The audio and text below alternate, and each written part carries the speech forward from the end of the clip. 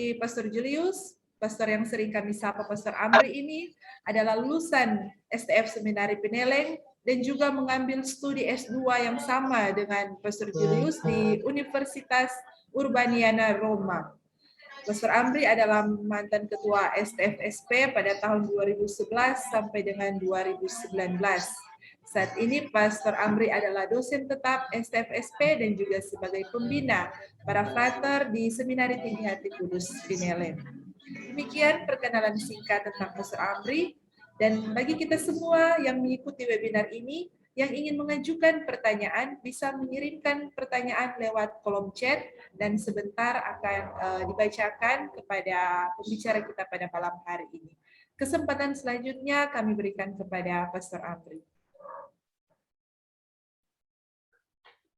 Selamat malam semua. Oke, sudah ya, materinya sudah tampil, sudah muncul. Sudah, Pastor. Jadi kita baru mendengar presentasi yang dibawakan oleh Pastor Julius, yang kurang lebih mengatakan tentang isi bukunya. Dan presentasi itu sudah kurang lebih mengatakan kepada kita tentang kualitas ataupun bobot dari buku ini. Ya. Karena itu ya saya hanya memberikan penegasan-penegasan tertentu atas apa yang ditulis dalam buku. Pertama, ya diucapkan profisiat atas persembahan buku dari Pastor Julius Sateletia dengan judul Dia yang Tidak Kamu Kenal, Yesus Kristus Menurut Asal-Usul. Ya, atas buku ini ya patut kita memberikan pujian tertinggi karena kualitas dan bobot. Ya, presentasi yang dibawakan oleh Pastor Julius tadi sebenarnya memberikan penegasan atas hal ini. Ya. Cover bukunya itu menarik. Dan sebagaimana sudah dikatakan juga oleh moderator, judulnya menimbulkan rasa penasaran dan mengundang kita untuk bertanya, ya, bukankah sudah kurang lebih 21 abad dan sekarang sudah masuk milenium ketiga? Ya, kita bicara atau kita khotbahkan tentang Yesus, kita ajarkan, kita diskusikan. Tapi mengapa judul bukunya masih bunyinya begitu? Apa maksud penulis memberikan judul ini? Dan siapakah yang dimaksudkan dengan kata kamu pada judul buku itu? Dia yang tidak kamu kenal. Ya, apakah kita yang sering belajar filsafat, belajar teologi, tercakup juga dalam kata kamu itu? Apakah yang baru yang ingin disampaikan oleh penulis dalam kaitan dengan Yesus Kristus dan asal-usulnya? Ya, karena kita sudah sering mendengar tentang dia.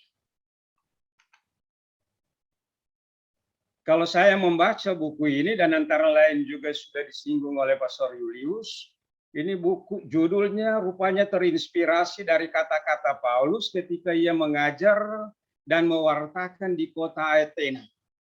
Ya, tempat lahirnya filsafat dan filsuf-filsuf besar zaman Yunani kuno.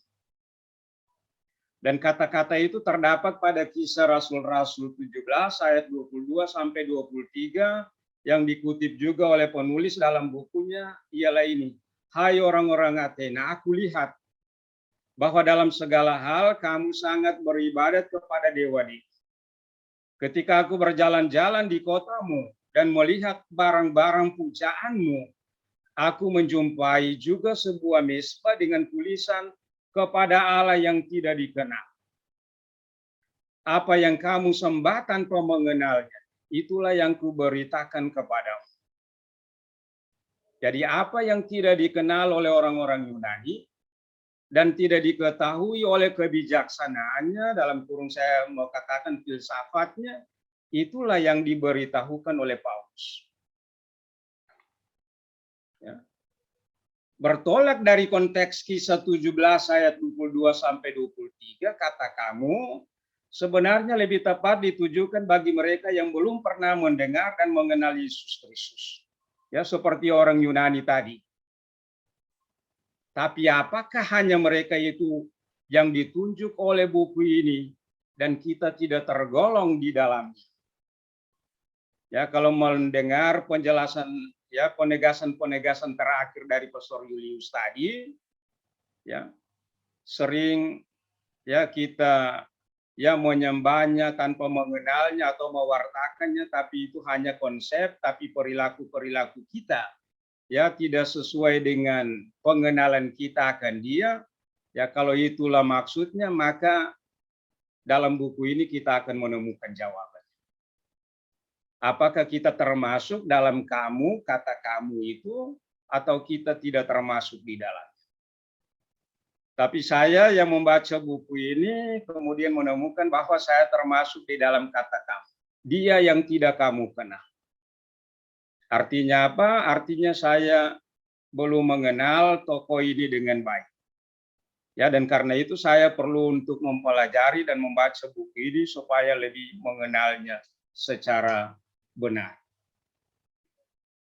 Kalau saya membaca buku ini, tulisan buku ini menggunakan spasi 2. Dan sebagaimana tadi dikatakan oleh Pastor Julius, itu ditulis dalam bahasa yang mudah dipahami. Dan kalau kita lihat jumlah halamannya, itu pengantar, daftar isi, dan pendahuluan 30 halaman. Bab 1 sampai daftar pustaka 196 halaman. Ya, buku ini ya mudah untuk dibawa. Ya, mudah untuk dibawa kemana-mana dan gampang juga untuk kemudian kita pelajari. Kalau kita lihat bukunya terdiri atas beberapa bagian. Itu tadi sudah ditampilkan oleh Pastor Julius, dimulai dengan sebuah pengantar yang akan saya komentari pada bagian terakhir, lalu kemudian ada pendahuluan, judulnya Panggilan Mengenal Allah yang Benar. Lalu bab-babnya terdiri dari 5 bab. Bab pertama, dia yang disebut Yesus dari Nazaret. Bab kedua, pada mulanya adalah firman. Bab yang ketiga, menjadi manusia oleh kuasa Roh Kudus, lahir dari perawan Maria. Bab yang keempat, dari kabar gembira menuju rumusan pengakuan dan ajaran ini. Dan bab yang kelima, tanggal perayaan Natal warisan komunitas kaum beriman. Lalu kemudian ada epilog dan ditutup dengan daftar pustaka. Kalau kita membaca buku ini,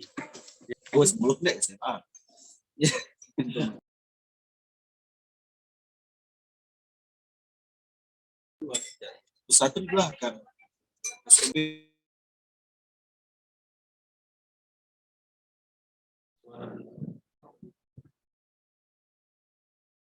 Pastor, Mike.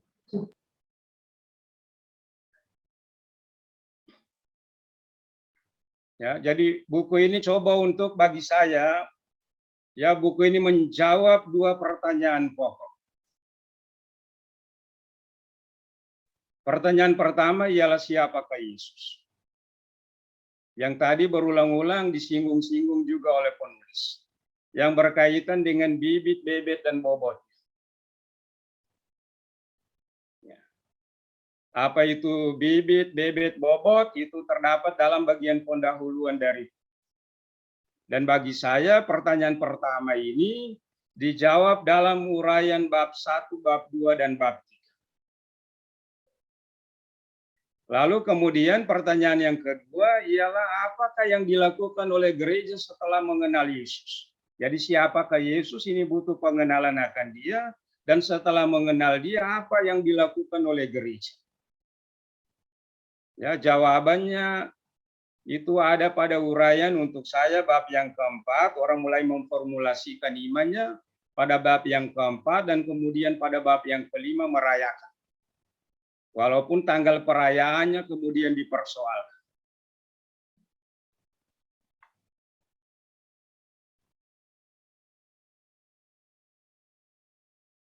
Lalu membaca buku ini.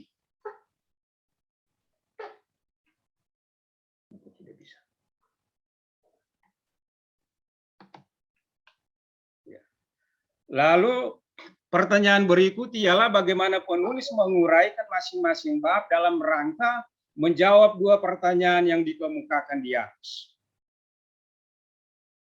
Ya, bagi saya masing-masing bab diuraikan dalam sub-sub bab dengan struktur dan sistematika yang sangat runut, disertai dengan pendasaran-pendasaran biblis teologis yang kuat.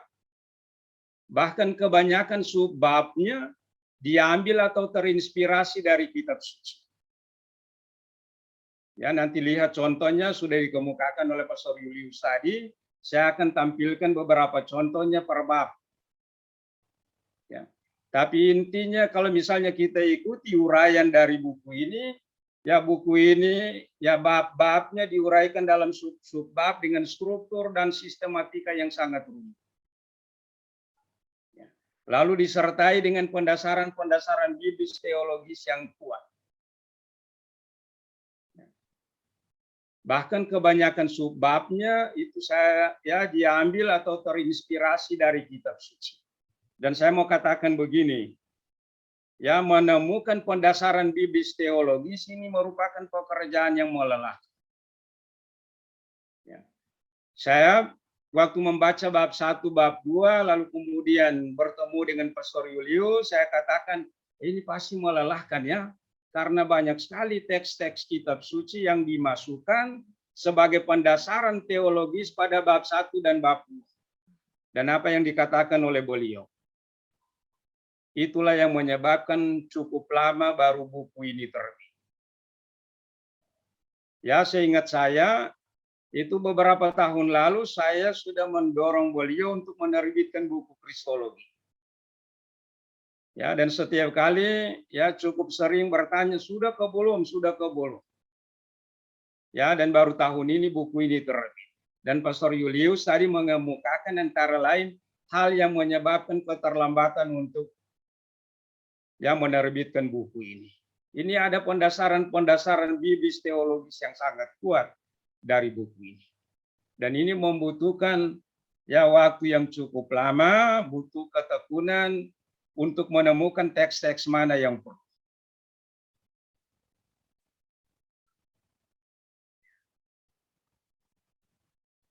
Lalu pertanyaannya ialah dengan metode apa?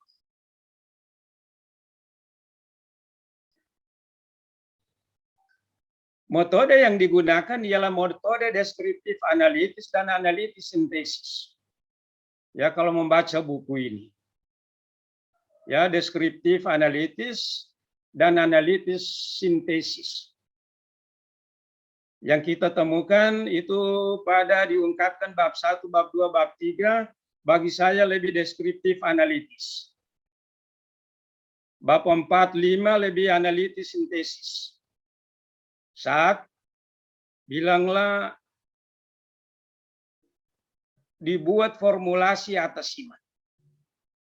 Atau sering orang bicara juga tentang misalnya teologi dari bawah, teologi dari atas. Bab 1 lebih teologi dari bawah, bicara tentang kemanusiaan Yesus, historisitas Yesus. Bab 2, 3 lebih kita bicara teologi dari atas karena bicara tentang Allah menjadi manusia. Dan bicara tentang inkarnasi pada bab yang ketiga. Lalu kemudian dibuat sintesisnya pada bab yang keempat. Dan kalau kita membaca ya masing-masing bagian atau masing-masing subbab itu selalu saja ada hal-hal baru yang mungkin belum kita ketahui sebelumnya, dan setelah membaca buku ini barulah kita ketahui. Dan karena itu ya bilanglah selalu ada unsur baru. Ya, selalu ada hal baru dalam buku. Ya, sehingga tadi katakan tentang ya kata-kata dia yang tidak kamu kenal. Ya, kata kamu ini menunjuk siapa?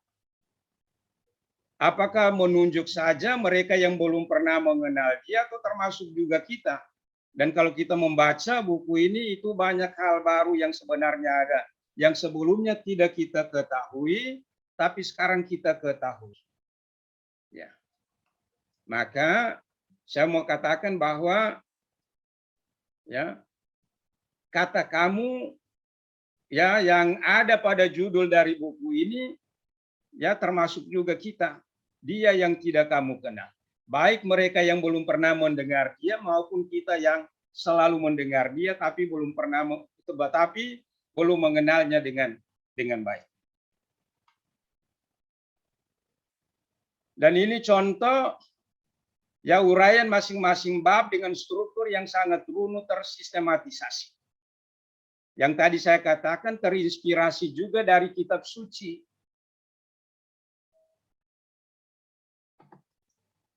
Ya. Lihat bab satunya. Ya, dia yang disebut Yesus dari Nazaret. Ya, seorang pribadi historis tercatat dalam sensus dan sejarah dunia, lahir di Bethlehem pada masa Kaisar Agustus ini, ya kata-kata yang semuanya bilanglah itu terinspirasi dari kitab suci. Tapi memberikan penegasan mengenai historisitas ya dari Tuhan Yesus. Ya, seorang pribadi historis tercatat dalam sensus dan sejarah dunia, lahir di Bethlehem pada masa Kaisar Agustus, hidup sebagai pengungsi di Mesir, dibesarkan di Nazaret sebagai anak Maria dan Yusuf, berkeliling sambil berbuat baik dan seterusnya. Ya, jadi runut dan diinspirasi, ya terinspirasi dari kitab suci. Ini kata-kata kitab suci ya lebih banyak disebutkan di sini. Ya. Dan tadi saya katakan selalu ada hal baru. Ya kalau ya sub-sub bab ini bagian-bagian ini dibaca. Nah, sebagai contoh misalnya hidup sebagai pengungsi di Mesir. Ya.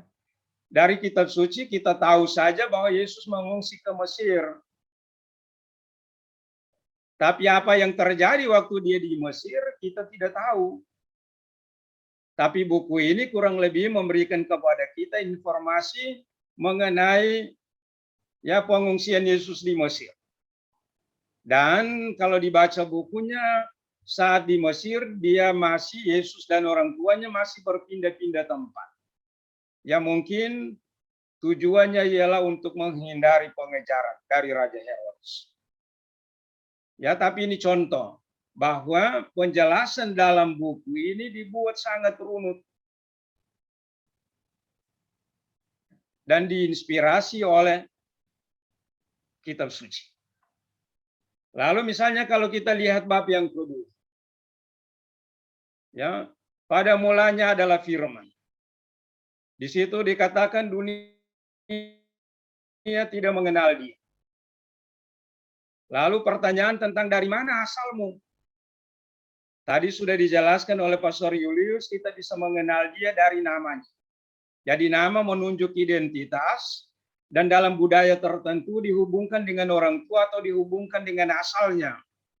Ya, dalam buku diberikan contoh-contoh yang sangat membantu untuk pemahaman kita. Ya. Lalu kemudian menurut silsilahnya, ya, ditunjuk silsilah versi Matius dan kemudian silsilah versi Lukas yang sebenarnya sudah ditegaskan, sudah dijelaskan tadi. Ya. Jadi ya saya cuma mau mengatakan supaya tidak mengulangi ya bahwa bab-bab dijelaskan dalam sub-sub bab dan itu uraiannya sistematis, sangat runut dan selalu saja ada hal-hal baru di dalamnya. Ya. Jadi lahir dari Allah sebelum segala yang ada, sebelum Abraham jadi aku telah ada, lalu bukan pendusta dan bukan pendosa. Ya disinggung tadi Pastor Julius tentang misalnya ini, lahir dari Allah sebelum segala yang ada. Dan disinggung misalnya kitab Amsal tadi, yang menjadi katakanlah dasar untuk menolak kealahan Kristus. Dan Pastor Julius mengatakan dalam bukunya tentang ini karena ada kesalahan dalam menerjemahkan kata Ibrani kan. Ya, jadi ada kesalahan dalam menerjemahkan kata Ibrani ini kan. Ya. Jadi ada yang menerjemahkannya dengan kata menciptakan, membuat, tapi sebenarnya ada juga pengertiannya yang lain, yaitu memiliki, mempunyai. Jadi atas salap ya penerjemahan kata ini lalu orang mengerti Amsal 8:22 sampai 30 itu yang bicara tentang diciptakan oleh Allah menjadi dasar untuk menolak kealahan dari Tuhan Yesus. Ya, lalu ada ungkapan sebelum Abraham jadi aku telah ada untuk menegaskan mengenai asal usulnya yang dari Allah. Ya, dan seterusnya.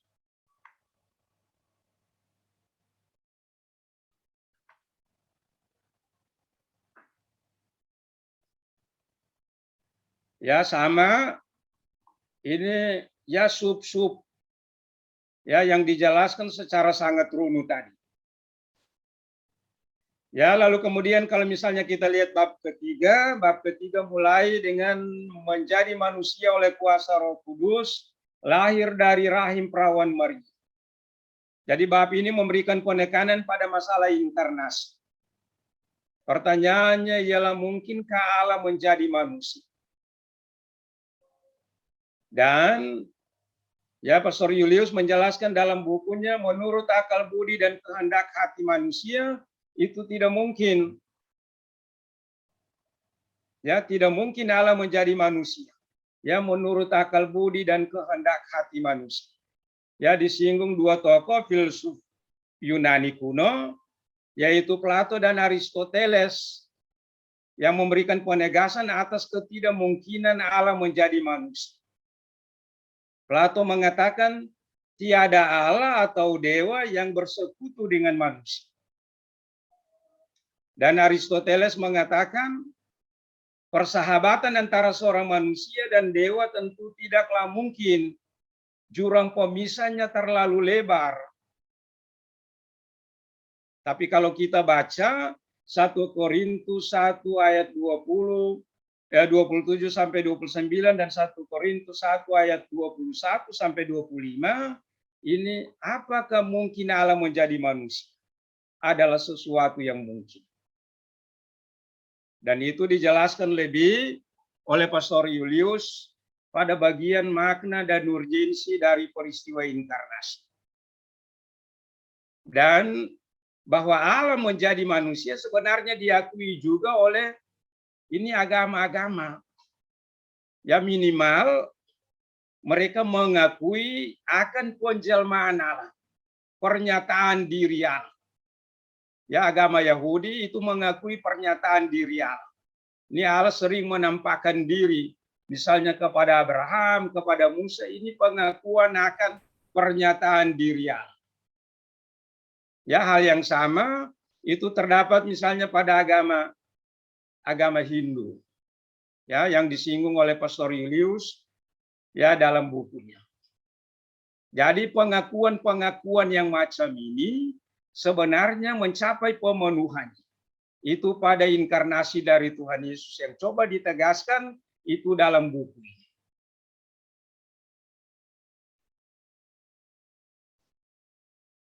Ya, lalu kemudian ditegaskan mengenai fakta historisitas Yesus. Jadi apakah Allah mungkin menjadi manusia? Yaitu mungkin. Dan kemungkinan itu kemudian dinyatakan lewat kenyataan-kenyataan historis. Bahwa Yesus lahir di Bethlehem di daerah Yehuda.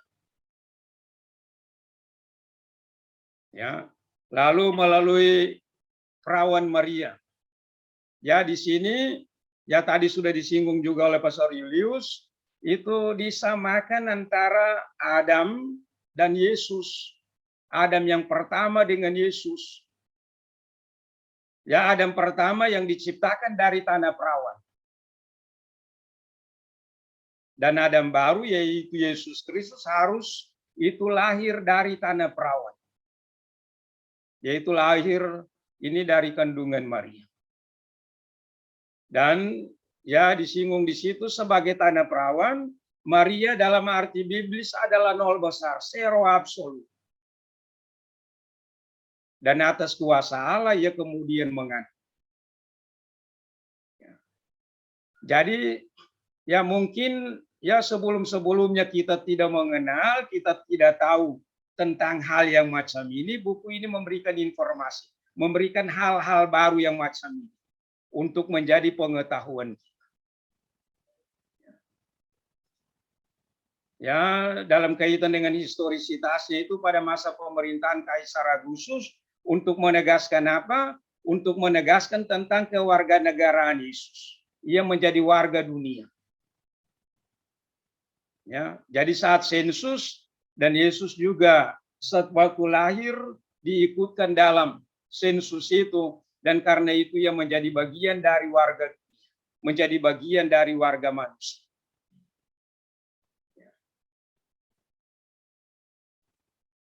Ya, pernah ditolak ya untuk menegaskan mengenai historisitasnya, lalu tidak sekedar menyamar dalam rupa manusia. Lalu bab yang keempat ya sudah ditegaskan, diuraikan, dijelaskan panjang lebar tadi oleh Pastor Julius. Ya, tapi intinya ini berkaitan dengan formulasi pengakuan iman akan Yesus. Ya, setelah dikenal bahwa Yesus itu adalah Allah sejati dan manusia sejati, gereja mencoba untuk memformulasikan imannya. Ya. Jadi apa yang dibuat oleh gereja? Ya, memformulasikan imannya supaya orang menjadikan ini sebagai titik tolak dalam pengajaran-pengajaran. Ya, dalam pewartaan-pewartaan. Ya. Saya tidak akan panjang lebar tentang itu, saya memberikan catatan saja pada bagian akhir ini. Ya. Oleh konsili-konsili, kita dituntun untuk memasuki dinamika debat kristologis, pneumatologis, dan mariologis yang sungguh menarik. Ya, penjelasan-penjelasan yang diberikan oleh Pastor Julius sebenarnya mengarah ke sini. Kita masuk pada debat, ya bukan hanya kristologis, tapi juga pneumatologis dan mariologis.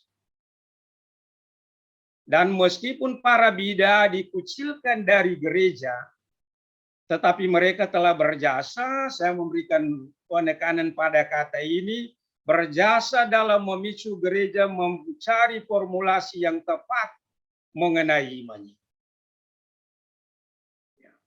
Jadi kita mengucilkan, gereja mengucilkan para bida, tapi sebenarnya mereka turut berjasa untuk kita. Ya, memicu gereja mencari formulasi untuk mengungkapkan imannya, untuk menyatakan imannya.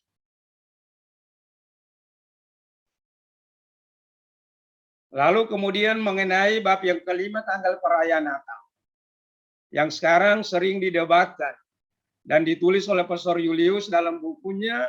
Ya, orang mengatakan bahwa Natal 25 Desember itu sebenarnya mengganti perayaan kafir, hari kelahiran Dewa Matahari yang tak terkalahkan, Dies Natalis Solis Invicti. Ya, tapi dalam buku itu Pastor Julius menyatakan bahwa ini pesta kafir ini baru kemudian. Sementara perayaan Natal 25 Desember itu sudah menjadi kebiasaan, tradisi dari komunitas kaum beriman. Ya, dan karena itu dalam buku ini kemudian dijelaskan mengenai mengapa tanggal 25 Desember. Bagaimana tanggal 25 Desember ini itu. Dan ini semua tercatat terapi dalam buku. Lalu bagian yang terakhir mengenai pustaka, ini 57 buah buku strat artikel sebagai sumber. Ya, sumbernya dari beberapa bahasa, itu dominan bahasa Italia, lalu kemudian bahasa Inggris, lalu kemudian bahasa Prancis, dan 1-2 buku bahasa Indonesia. Yang mau dikatakan di sini bahwa sumbernya sungguh-sungguh berbobot, bermutu, ini dalam rangka mengulas buku ini, untuk membuat buku ini.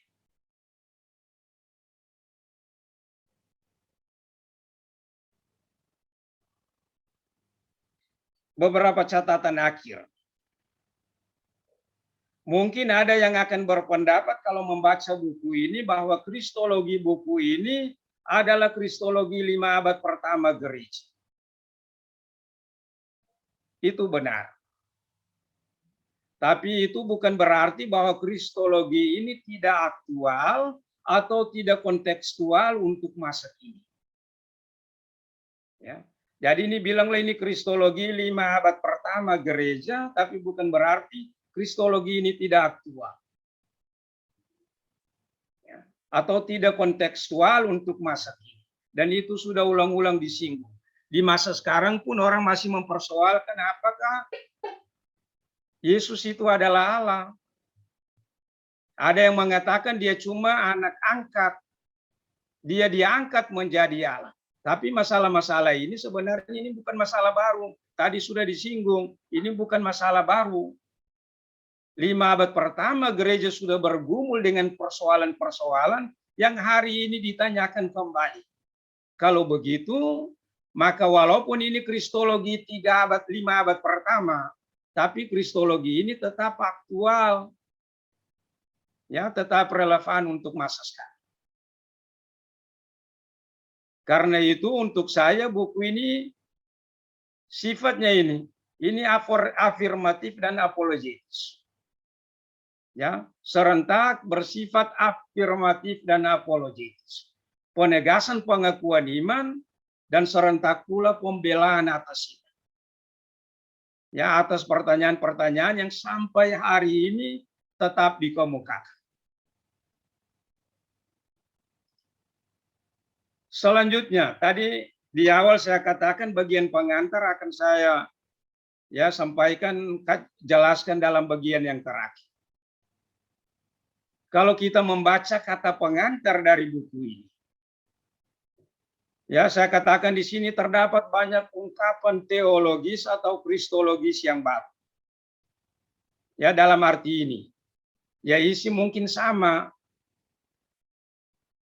tetapi diungkapkan ulang secara baru. Ya itulah yang saya katakan terdapat ini ungkapan-ungkapan teologis atau kristologis yang baru.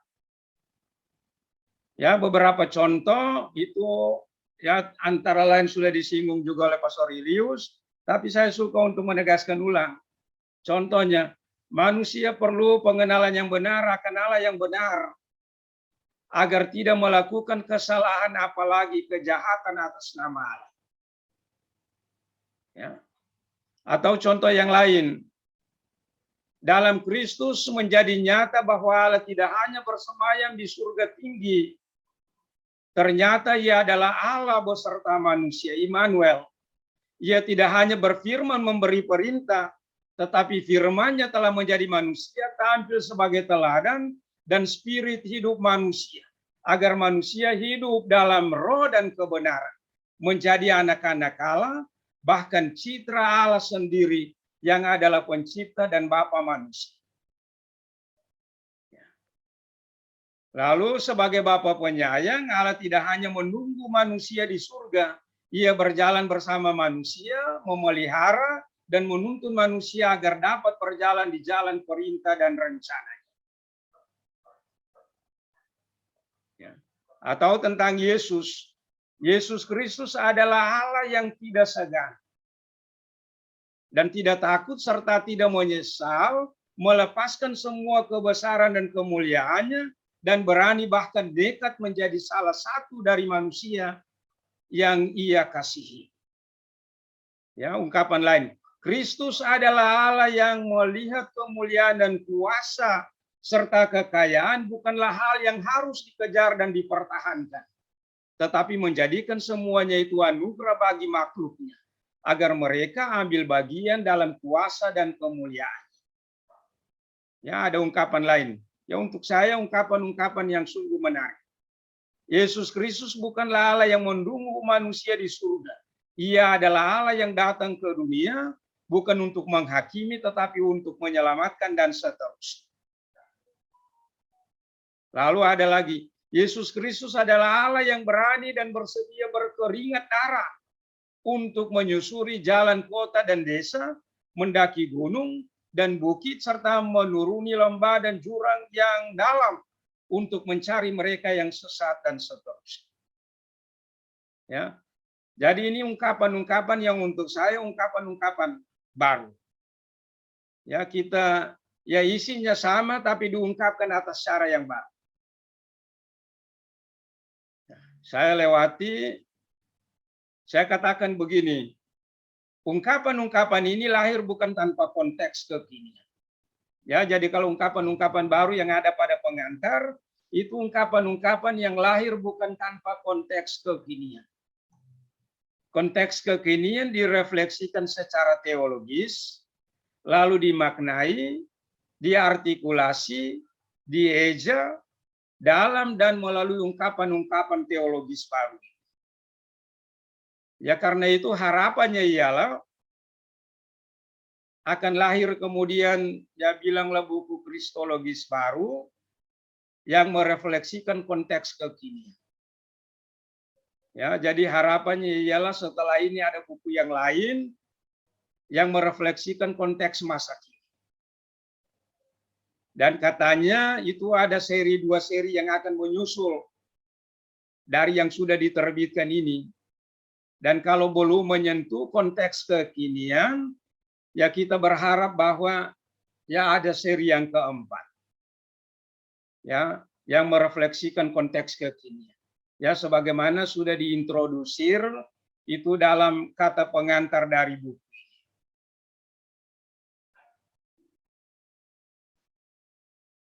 Lalu yang terakhir, tidak ada gading yang tidak retak.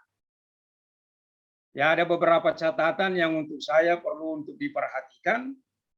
Pertama, masih ada kesalahan penulisan huruf.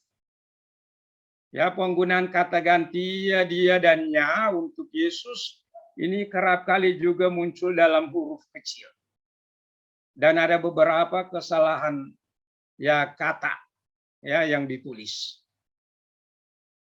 Lalu yang kedua, karakter huruf untuk sub-sub judul babnya ini berbeda-beda. Ya, sub dari sub misalnya kadang-kadang ya sulit dibedakan. Dan karena itu ada baiknya bila ya dipakai juga penomoran seperti yang terdapat pada bab yang kedua. Ya, jadi pada bab 1, bab 3, 4, 5 tidak ada nomornya, tapi pada bab 2 ini ada penomorannya. Ya, mungkin bab-bab yang lain mengikuti bab yang kedua. Ya, supaya bisa dibedakan dengan jelas misalnya sub dan kemudian bagian-bagiannya yang lebih kecil. Rekomendasi saya. Ya, buku ini hendaknya disebarkan lebih luas. Dan bila Bimas Katolik bisa mencetaknya lebih banyak dan dibagikan, itu akan lebih baik. Ya, bukunya untuk saya bermutu, berbobot, dan karena itu ya diucapkan profisiat. Ya, banyak selamat untuk penulisnya. Ya, ini pujian yang untuk saya, pujian yang tertinggi untuk penulis dari buku ini. Saya kira ya karena waktu diingatkan terus tentang waktu tinggal 1 menit, 2 menit. Jadi ini saja komentar saya setelah membaca buku Dia yang Tidak Kamu Kenal. Sekian dan terima kasih. Ya, disampaikan terima kasih kepada Pastor Amri atas tanggapan yang memperkaya pengetahuan kita semua tentang isi buku yang kita bahas pada malam hari ini. Selanjutnya saya mengajak kita semua untuk memberikan aplaus bagi pembicara kita, Pastor Amri, dengan memberikan emotikon tepuk tangan atau senyum. Silakan. Ya, terima kasih. Kesempatan selanjutnya kita akan masuk dalam sesi tanya jawab dan sudah ada beberapa pertanyaan yang masuk di kolom chat. Saya akan membacakan, mungkin juga Pastor Julius bisa membaca dalam kolom chat. Pertanyaan pertama dari Bapak Sales Tapobali yang mohon konfirmasi Pastor Julius tentang dari penjelasan tadi, berarti kita mulai dari pengetahuan tentang Allah, lalu masuk lebih dalam pengenalan akan Allah, dan itu menjadi dasar bagi kita untuk mengalami Allah melalui pengalaman religius atau pengalaman iman, atau pengalaman religius atau pengalaman iman ini justru menjadi titik berangkat untuk mengetahui tentang Yesus dan pengenalan akan Yesus. Dimohon tanggapan dari Pastor Julius. Lalu pertanyaan kedua tentang Yesus dan orang Yahudi. Pastor, dipersilakan untuk menjawab pertanyaan pertama dan kedua. Ya, pertama itu tentang Allah kita bukan mulai dengan pengetahuan, tapi dengan perjumpaan.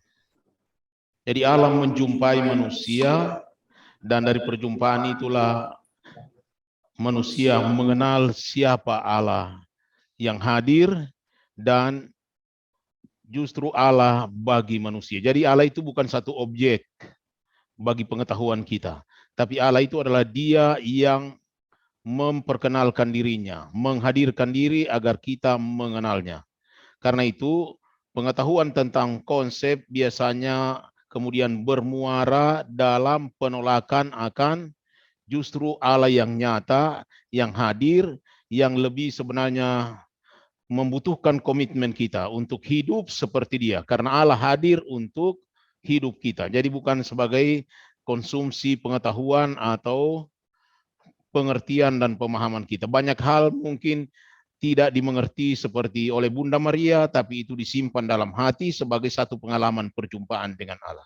Itu pertama. Kemudian soal yang pertanyaan kedua, orang Yahudi.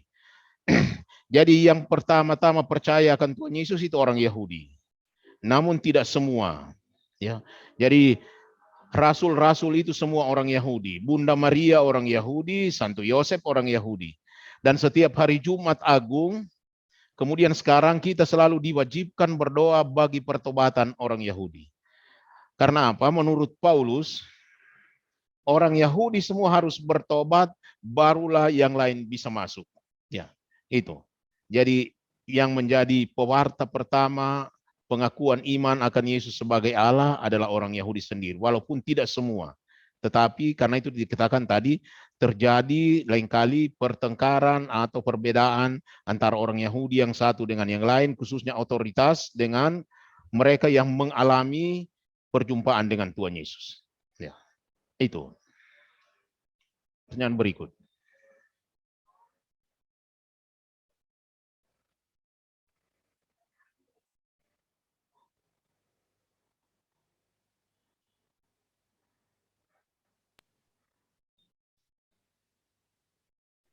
Ya, Pastor, selanjutnya mungkin juga menyambung pertanyaan dari Pak Edino Lomban mengenai alasan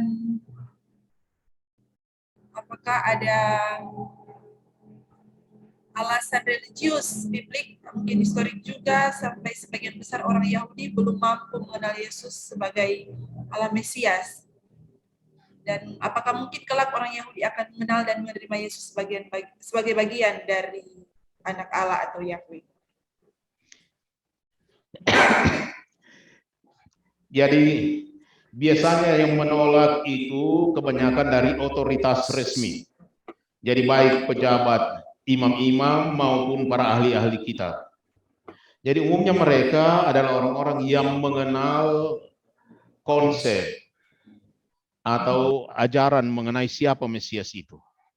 Dan kita tahu Petrus juga punya konsep tentang Mesias yang dia belajar dari ajaran agama.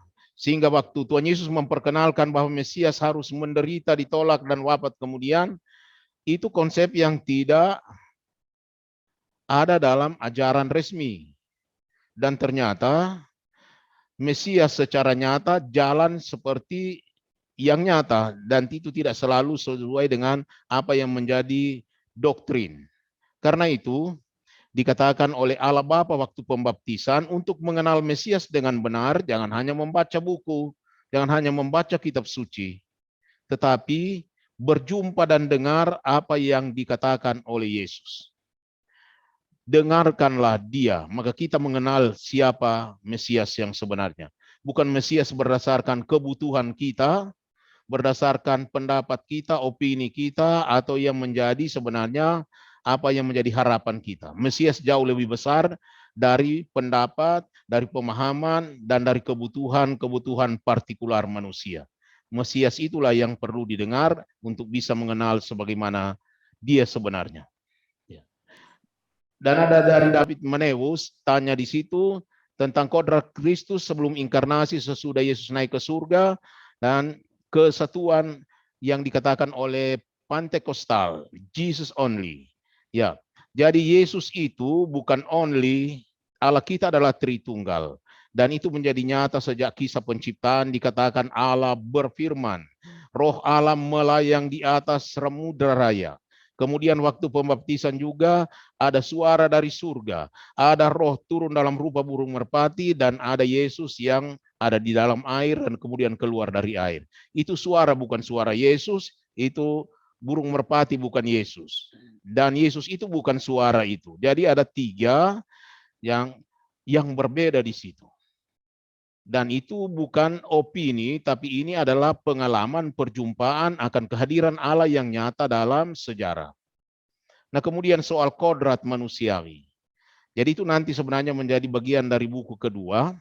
Bagaimana kodrat manusiawi itu ketika dia bersatu secara utuh, total, dan bulat-bulat dengan kodrat ilahi, maka dia menjadi manusia yang dijadikan bagian dari kehadiran Allah dalam rupa manusia. Dan itulah yang kemudian terangkat ke surga, Yesus dengan jiwa dan raganya dan kemanusiaannya. Sejak itu ada manusia yang bisa sampai ke surga.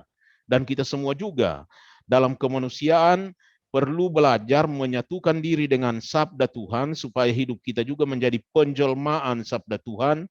Daging dan tubuh kita juga dirohanikan karena persekutuan dengan sabda Tuhan. Kalau begitu, sama dengan Bunda Maria, sama dengan Tuhan Yesus, tubuh jasmani kita juga dirohanikan dalam persekutuan dengan sabda dan bisa sampai ke surga. Ya. Kemudian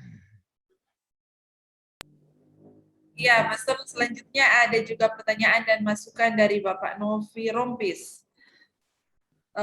Apakah sebagai sebuah kristologi, apakah buku ini ditujukan untuk pembaca yang punya latar pemahaman teologi saja? Dan jika buku ini ditujukan bagi pembaca yang punya latar pemahaman teologi, ada harapan bahwa akan ada edisi yang ditulis untuk umat beriman awam, terutama untuk anak atau remaja, yang membutuhkan informasi kristologi dalam upaya menumbuhkan iman mereka. ya, jadi seperti sudah dikatakan oleh Pastor Amri tadi, kamu itu siapa? Ya, itu semua yang belum mengenal Yesus dengan baik dan benar. Dan kalau tidak punya latar belakang teologis dan mengalami kesulitan, dia bisa bertanya kepada orang yang bisa memberi penjelasan untuk keluar dari kesulitan itu. Ya, jadi ini ditujukan kepada siapa saja yang mau membaca dan siapa ada kesulitan, ada penuntun, ada pastor paroki, ada guru agama, ada katekis, dan mereka itu bisa membantu untuk membaca buku ini. Dan lanjut.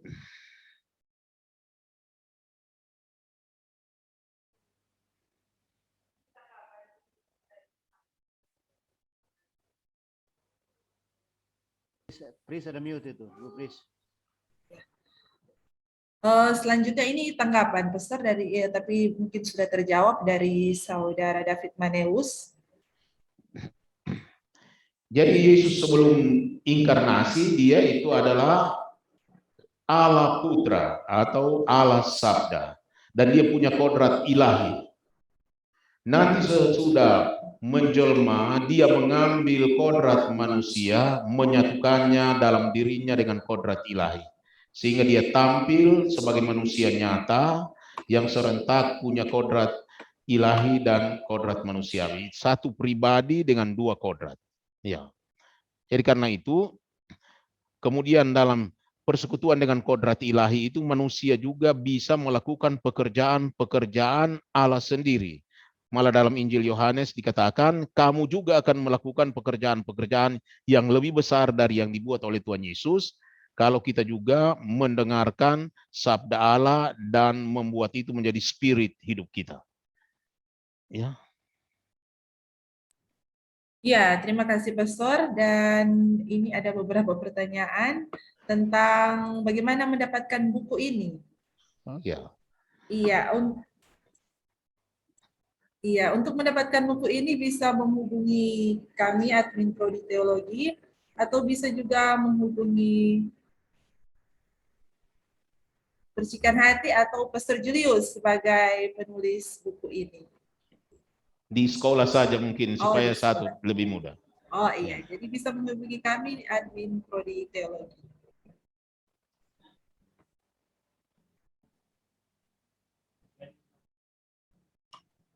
Untuk harganya Rp100.000. Tidak mahal itu. Ya, selanjutnya diberikan kesempatan kepada peserta yang hadir pada malam hari ini ataupun juga kepada para dosen STF, para dosen yang hadir pada malam hari ini untuk memberikan tanggapan, komentar terhadap isi buku ini, dipersilahkan.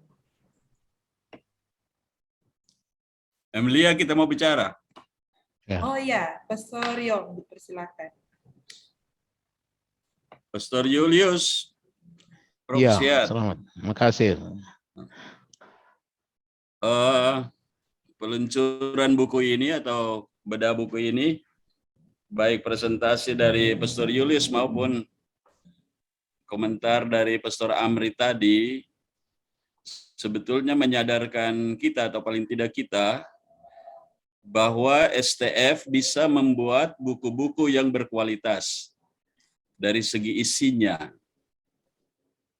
Nah, kita berharap bahwa penerbitan buku-buku seperti ini yang bagus, sudah saatnya STF apakah mempunyai sistem marketing agar pikiran-pikiran, refleksi-refleksi yang bagus di STF itu oleh dosen-dosen maupun mahasiswa itu bisa dibaca oleh lebih banyak orang, tidak hanya umat di Keuskupan Manado atau beberapa kenalan, tetapi paling tidak di pasar umat secara nasional.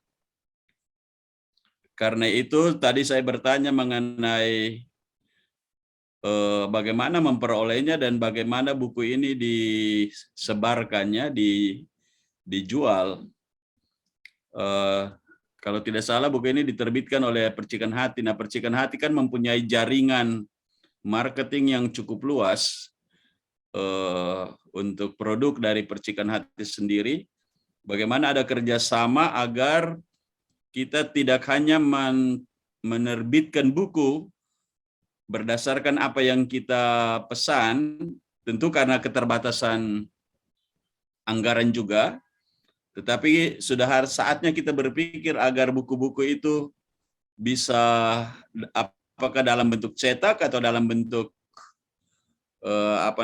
e-book. Saya lihat Steffi Rengkuan hadir di sini, mungkin beliau bisa memberikan pikiran tentang bagaimana produk-produk dari STF itu, dosen-dosen maupun mahasiswa itu bisa dibaca oleh lebih banyak orang. Itu sekadar pikiran untuk mensosialisasi dan pikiran-pikiran kita bisa bermanfaat bagi lebih banyak orang. Karena sayang bahwa buku yang bagus ini hanya terbatas sekali orang yang bisa mengakses. Terima kasih. Terima kasih, Pastor Yong. Terima kasih masukannya, Pastor Yong. Dan selanjutnya, Pastor Julius, ada juga pertanyaan dari Bapak Steffi Rengkuan mengenai doktrin iman. Dalam formulasinya selalu merujuk magisterium dibantu para teolog. Bagaimana peranan atau posisi umat beriman awam biasa melalui sensus fidelium terkait doktrin sepanjang sejarah gereja yang mestinya makin paham dan kenal serta cinta dan percaya pada Yesus? Ya, jadi iman itu sebenarnya adalah iman seluruh umat. Entah dia teolog, entah dia magisterium dalam arti uskup atau para pengajar resmi dalam ada magisterium ofisial bilang saja, ada magisterium karismatis, ada magisterium akademis. Dan umat itulah sebenarnya pemilik iman itu. Namun dalam formulasinya supaya apa yang hidup dan dihayati secara bervariasi di kalangan umat, komunitas-komunitas yang berbeda itu kemudian bisa dirumuskan dengan pengertian yang kurang lebih bisa dipahami secara bersama dengan pengertian juga kurang lebih sama. Jadi sebenarnya peranan dari umat mereka itulah yang menghidupi iman itu sebelum itu dirumuskan secara resmi. Jadi banyak dogma gereja itu hanya membantu supaya persoalan-persoalan yang muncul di tengah umat yang menghayati iman dalam konteks, dalam zaman yang berbeda ini, kemudian dibantu untuk bisa punya pemahaman yang jelas, yang tidak menimbulkan bisa jadi pertengkaran, perselisihan, malah saling menuduh atau saling menyalahkan, tetapi dibantu oleh magisterium gereja bahwa resminya iman kita dirumuskan, dijelaskan atas cara yang demikian. Iya, terima kasih Pastor. Oh, Bapak Sefirengkuan raise hand, Ya. ada pertanyaan. Ya. Terima kasih Ibu Presiden. Iya. Saya sambung ya, Pastor Julius. Ini buku yang Silakan. bagus. Sambung dari Pastor Yong. Sekaligus juga dengan pertanyaan saya tadi. Bagus kan? Atau katakanlah ya, iman ya, sepanjang sejarah sudah ya boleh diandalkan sebagai. Tapi saya lihat memang sampai sekarang pun masih banyak ya rumusan iman itu hanya dipahami oleh para pastor, para teolog, atau yang mau belajar tentang itu ya. Kesannya begitu Pastor, karena misalnya sumber pertama-tama dari kitab suci. Dan kita tahu umat Katolik Maaf, ya, Pak 10-20 Sefi, tahun terakhir suaranya sudah putus-putus, tidak terdengar Oh ya, dari sorry. kami di sini. Oh iya. Ya saya langsung aja Pastor, bisa didengar? Ya, sekarang bisa. Iya. Jadi kan banyak umat tidak mengenal kitab suci. Tidak membaca kitab suci, tidak paham kitab suci. Bahkan mungkin ya sekarang sih saya kira sudah banyak yang lebih aktif ya.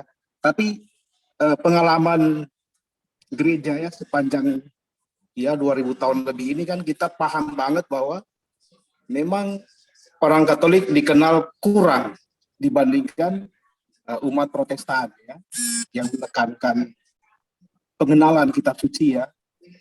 Kita tahu rumusan-rumusan iman ya dari kitab suci ya. Nah, kita percaya Roh Kudus berkarya ya setiap kali membaca kitab suci dibacakan atau ya didalami ya dan seterusnya. Dan justru ini yang menurut saya banyak yang membantu umat awam ya secara praktis ya, dibandingkan memahami doktrin-doktrin yang memang ya mau saja saya sendiri kadang-kadang masih pusing ya, misalnya doktrin-doktrin tertentu ya. Ya, satu pihak begini, satu pihak begitu, itu membuat pusing secara intelektual. Tadi saja Pastor Amri mengatakan kan soal mengenal tidak mengenal itu kan dua hal yang ternyata sepanjang ya sejarah gereja, bukan cuma abad-abad awal banyak yang tidak mengenal secara intelektual katakanlah, bahkan karena tidak mengalami perjumpaan misalnya, tapi kita mengenal sampai sekarang pun ya ternyata dikatakan kita juga menjadi sasaran dari buku ini ya, dan saya merasa benar. Karena itu saya lanjut dengan Pastor Yong tadi, buku ini bagus ya, akan memberi struktur katakanlah ya, karena jarang mungkin ya, tadi dikatakan ditulis sedemikian rupa supaya gampang dipahami. Dan buku sebagus apapun, seberguna apapun, kalau tidak disebarkan lebih banyak ya cuma sampai di orang yang membaca itu. Nah, makanya saya usulkan, sorry ya ini terputus tadi jadi. Tapi ya saya usulkan bagaimana ini supaya bisa dikenal lebih banyak. Memang tidak harus mencetak banyak karena kecuali sudah ada pemesannya ya, atau punya jaringan pemasaran atau apa ya, itu punya urusan sendiri. Tapi yang paling gampang adalah misalnya lewat e-book. E-book itu sekali dibuat, kalau misalnya Pineleng ini bisa punya katakanlah penerbit digital ya, yang resmi gitu ya, itu akan bagus, bisa ada satu kali murah sekali biayanya, dan mungkin tadi yang apa yang dikatakan Pastor Yong bisa tercapai, artinya buku ini bisa diakses. Tentu diharapkan buku-buku lain dari Pineleng ya makin terakses oleh semakin banyak orang. Kalau cetak masih tetap dibutuhkan tapi sangat terbatas. Jadi mungkin salah satu caranya adalah yaitu e-book. Ya, dan itu ada duitnya juga kalau dikelola dengan baik, bisa dijual gitu, tapi bukan disebar-sebarkan begitu aja. Tapi yang terlindungi ya, nanti kita bicarakan khusus aja. Nah, sorry mungkin tidak nyambung, tapi itulah Pastor, maksud saya pengalaman di umat itu membaca buku teologi susah. Yang paling gampang itu kitab suci, apalagi di bawahnya terasa lebih tinggi ya dibandingkan buku-buku teologi untuk umat biasa. Nah, mungkin pertanyaannya bagi saya mungkin itu ya, bagaimana kita selalu juga ya memperkenalkan kitab suci ini. Saya anggap ini sebagai teologi biblis lah ya, mungkin katakanlah. Sehingga umat juga akan lebih berani membaca kitab suci, mungkin salah satunya dengan buku-buku seperti ini. Nah, mungkin ini kaitannya ya. Tapi menurut saya tuh tetap kitab suci itu menjadi nomor satu. Karena banyak sekali mungkin ya, maksud saja saya dulu lebih banyak mungkin baca buku teologi daripada Alkitab itu sendiri. Karena seolah diandaikan, sudah dengar-dengar tiap hari kok. Tapi padahal kitab suci harus dipelajari.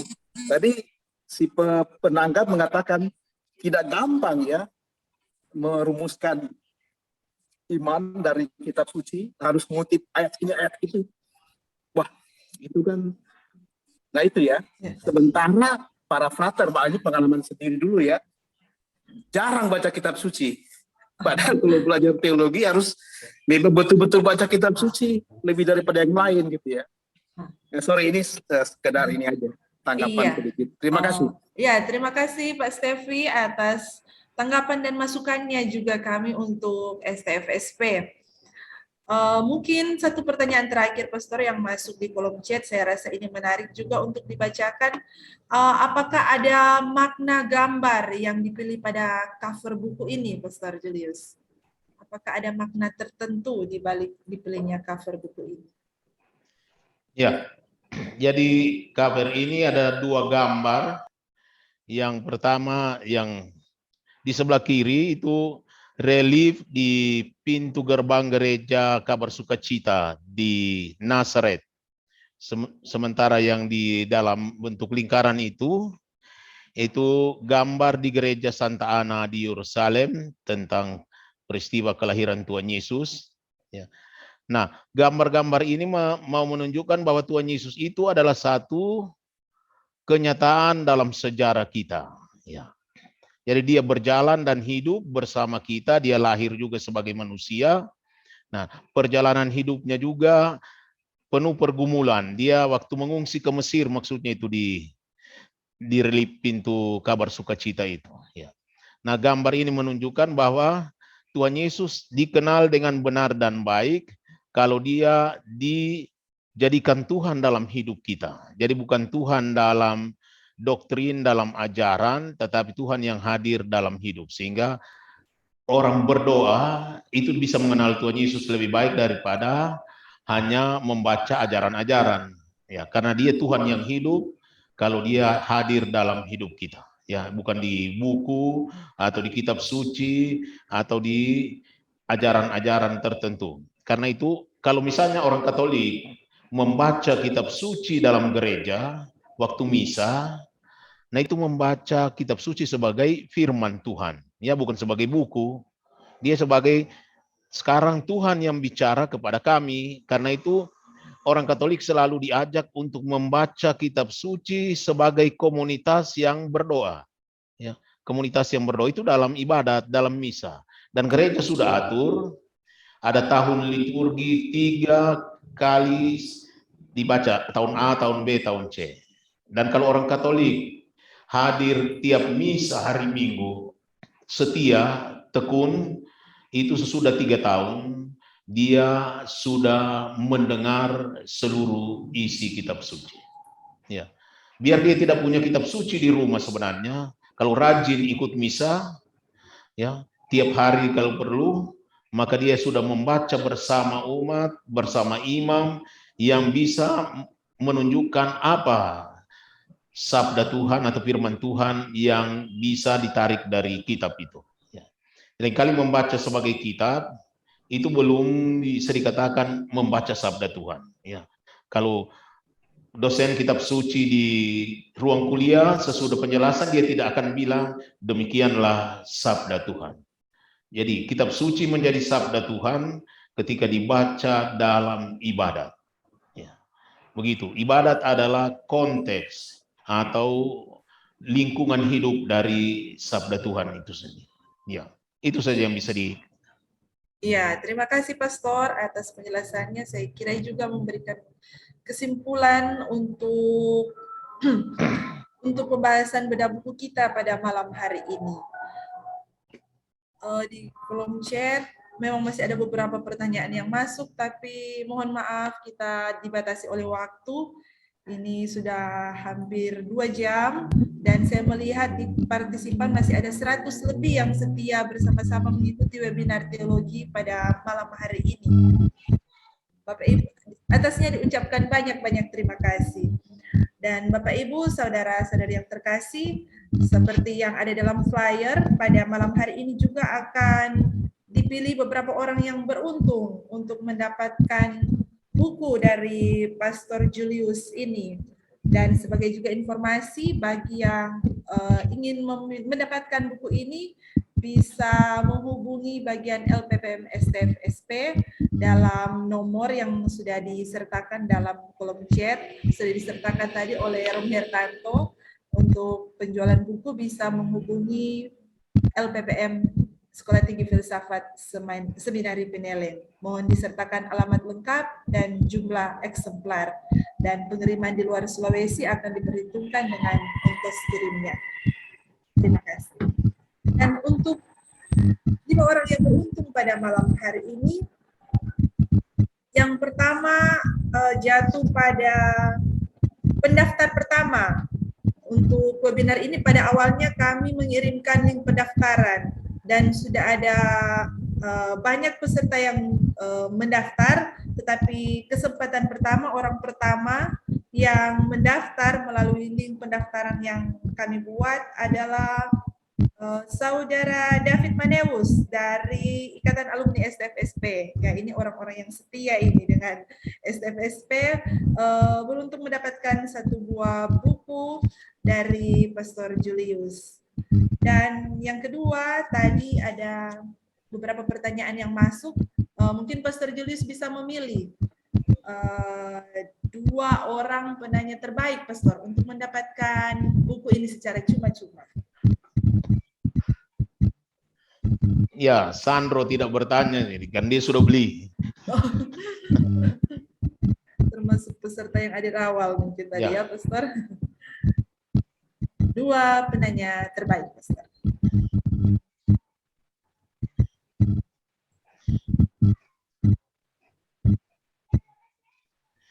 Ya, ada dari Bapak Edi Nolomban. Ya, Pak Edi Nolomban. Dan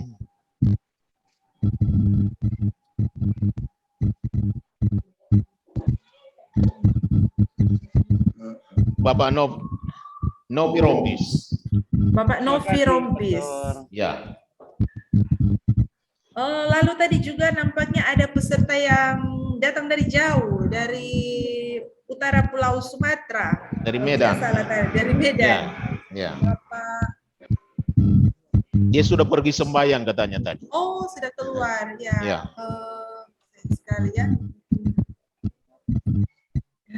Ya, pertanyaannya juga bagus sebenarnya. Iya, tapi ternyata sudah keluar dari ruang Zoom terlebih dahulu. Lalu satu buku juga Pastor untuk penanggap. Ya. Satu buku untuk penanggap Pastor Amri. Masih ada satu lagi Pastor. Ya. Kira-kira siapa Pastor yang beruntung untuk mendapatkan satu buah buku? Mungkin Pastor dari mahasiswa yang hadir dalam webinar malam ini.